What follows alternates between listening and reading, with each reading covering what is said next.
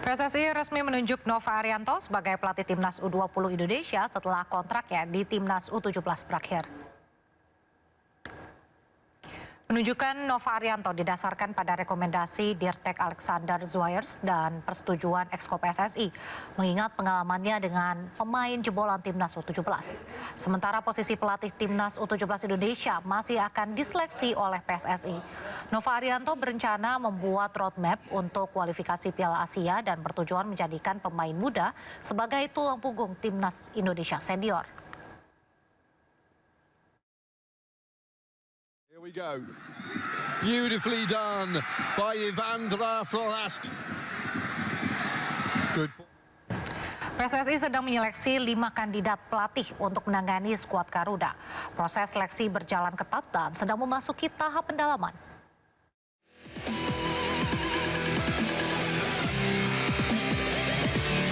Pencarian pelatih baru Timnas Indonesia memasuki babak penting.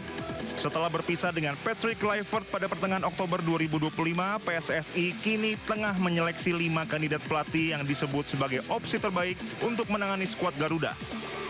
Ketua Badan Tim Nasional Sumarji memastikan proses seleksi berjalan ketat dan sedang memasuki tahap pendalaman.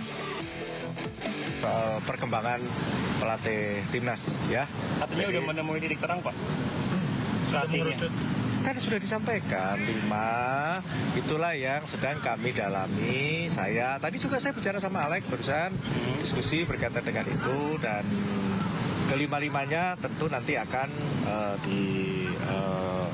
sekarang ini sudah selesai sebenarnya, tinggal proses pendalamannya, tinggal nanti bagaimana proses selanjutnya. Kembali lagi, dari kelima itu kan pasti akan dipilih satu kan. Nah, kembali itu nanti semuanya melalui mekanisme yang benar, dan Ketua Umum juga sudah menyampaikan kepada saya agar supaya menjalankan sesuai dengan mekanisme yang ada, dan insya Allah itu akan menemui hasil yang sangat baik, positif. Pelatih asal Uzbekistan, Timur Kapadze, menjadi salah satu kandidat pelatih skuad Garuda. Kepala Badan Timnas Sumarji sudah mengusulkan nama Kapadze kepada Direktur Teknik PSSI sebagai kandidat pelatih kepala. Timur Kapadze dianggap memiliki paket lengkap sebagai pelatih modern muda, visioner, dan sukses di level pembinaan usia muda. Namun minimnya pengalaman di level senior menjadi catatan penting bagi PSSI. Pemirsa, Presiden Prabowo Subianto memanggil sejumlah Menteri Kabinet Merah Putih ke Istana Kepresidenan Jakarta. Selain Menteri, Wakil Kepala BKN Nanik SD yang turut merapat memenuhi panggilan Prabowo.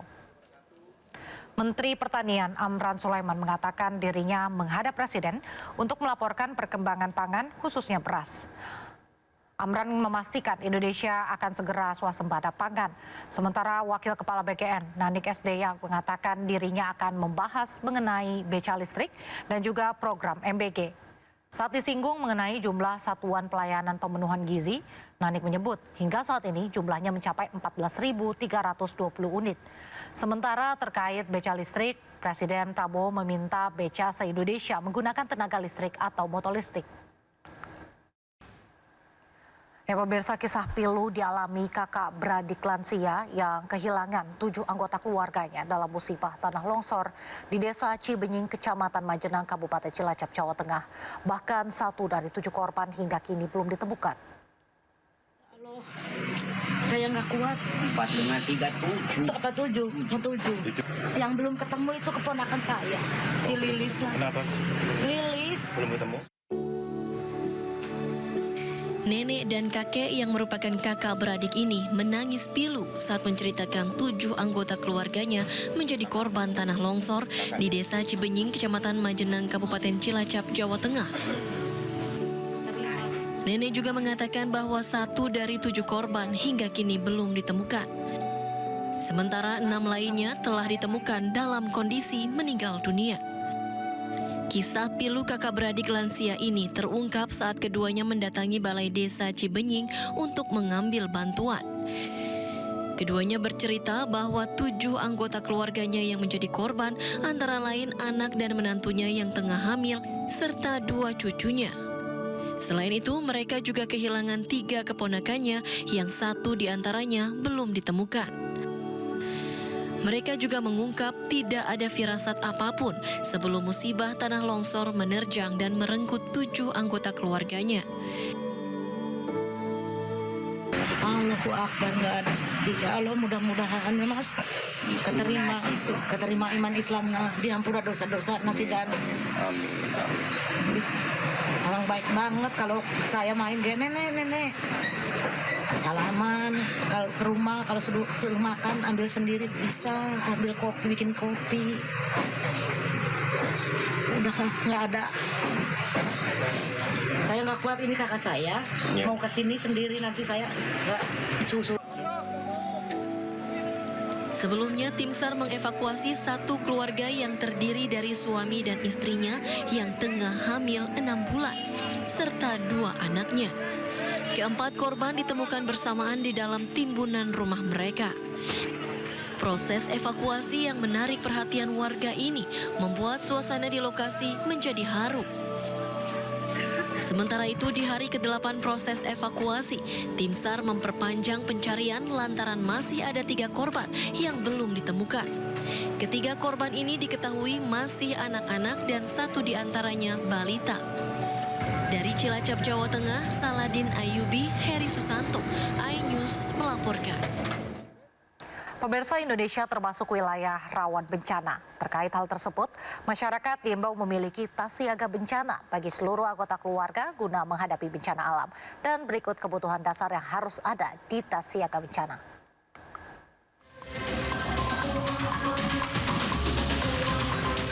1. Dokumen penting seperti KTP, KK, akta kelahiran, ijazah, dan dokumen lain disimpan dalam wadah tahan air. 2. Uang tunai secukupnya untuk kebutuhan sehari-hari.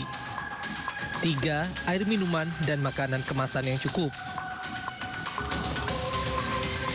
4. Pakaian ganti yang cukup untuk 3 hari dan jaket.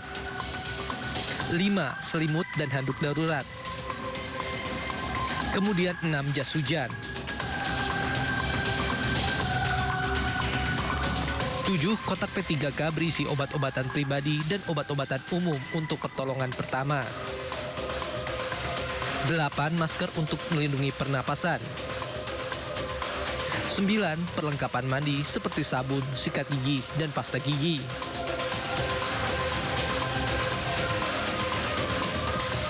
10. Senter atau lampu kepala dan baterai cadangan untuk penerangan. Lalu 11. Alat komunikasi berupa power bank, ponsel, beserta charger. 12. Peluit untuk meminta bantuan saat darurat.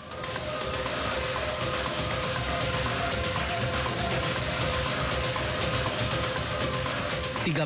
Korek api dan 14. Alat tulis.